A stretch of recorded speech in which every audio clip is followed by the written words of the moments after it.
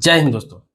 आज मैं बात करने जा रहा हूं प्रधानमंत्री विकसित भारत रोजगार योजना के बारे में। इस योजना के तहत बहुत सारे रोजगार पैदा होंगे। दूसरी तरफ क्या होगा, जो जॉब करने जाएंगे या जॉब करने वाले हैं, जिनको नया जॉब लगेगा किसी भी कंपनी में या फिर किसी भी संस्थान में, उसको सरकार के तरफ से 15,000 रुपया का प्रोत्साहन राशि दिया जाएगा अलग से। इसके अलावा जो कंपनी लोगों को नियुक्त करेगी उसको प्रति महीना 3,000 रुपया दिया जाएगा सब्सिडी के तौर पर। समझिए, इससे क्या होगा कि जितने भी बड़ी बड़ी कंपनियां हैं या छोटी कंपनियां हैं या किसी प्रकार का फैक्ट्री है या कोई संस्थान है, कोई इंस्टीट्यूट है, अब लोगों को खोज खोज के रोजगार देगी, इसलिए कि सरकार की तरफ से उसे सब्सिडी मिलेगा और इम्प्लॉय को भी सरकार की तरफ से फायदा होगा पर वित्तीय ईयर 15,000 रुपया का। तो इससे क्या होगा कि और किसी कंपनी वाले को या संस्थान वाले को और थोड़ा राहत मिल जाएगा, तो वो ज्यादा से ज्यादा लोगों को रोजगार देंगे। तो प्रधानमंत्री विकसित भारत रोजगार योजना जो चालू किया गया है वो 1 अगस्त 2025 से लागू कर दिया गया है।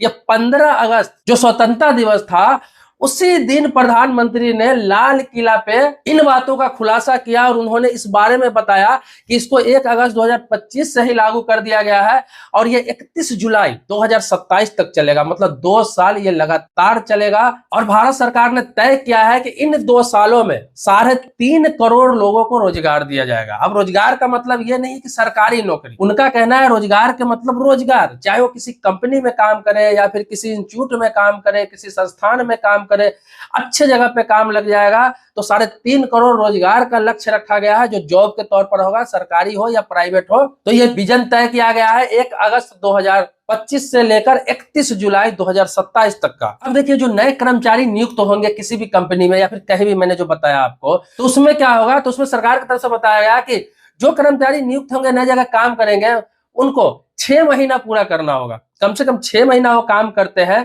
तो उनका 1 महीने का ईपीएफ वेतन सरकार के तरफ से दिया जाएगा, लगभग 7,500 रुपया होगा, लेकिन 6 महीना उसको पूरा करना होगा जॉब। अगर वो 1 साल जॉब पूरा कर लेता है किसी कंपनी में पूरा वित्तीय वर्ष, तो 15,000 रुपया का सहायता दिया जाएगा, जो वित्तीय साक्षरता कहते हैं। वित्तीय साक्षरता पूरा करने पर, पूरा साल पूरा करने पर 15,000 का सरकार की तरफ से सहायता राशि दी जाएगी ईपीएफ में। और भुगतान का तरीका रहेगा डायरेक्ट बेनिफिट ट्रांसफर, जिसे डीबीटी कहते हैं हम। आधार पैन के माध्यम से डायरेक्ट आपके बैंक खाता में पैसा चला जाएगा। उस पैसा को चाहे तो ईपीएफ में भी आप इस्तेमाल कर सकते हैं या फिर खुद के जरूरत में भी इस्तेमाल कर सकते हैं। और जो कंपनी किसी व्यक्ति को नौकरी पे रखता है, अब से 1 अगस्त के बाद से जो रखा होगा या फिर अब रखेगा 31 जुलाई 2027 तक, तो उस कंपनी को, उस इंस्टीट्यूट को, उस संस्थान को या फिर कोई भी किसी प्रकार की संस्था है, वो जॉब पर किसी व्यक्ति को रखता है जिसकी सैलरी 1 लाख रुपया तक है, मतलब 1 लाख रुपया तक जिसकी महीने की सैलरी है, वहां तक के लोगों को यह फायदा मिलेगा।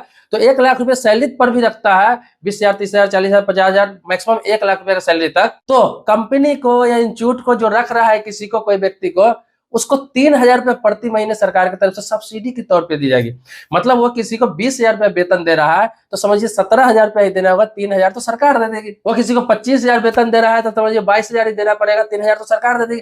तो ये फायदा होगा कंपनी, फैक्ट्री और इंस्टीट्यूटों को। तो वो लोग क्या करेंगे कि अधिक से अधिक लोगों को जॉब देंगे, अधिक से अधिक काम पे लोगों को रखेंगे। जहां 1 लोगों से काम करा रहे थे, अब 2 लोग को रखेंगे, ज्यादा से ज्यादा अधिक लोगों को नियुक्त करेंगे।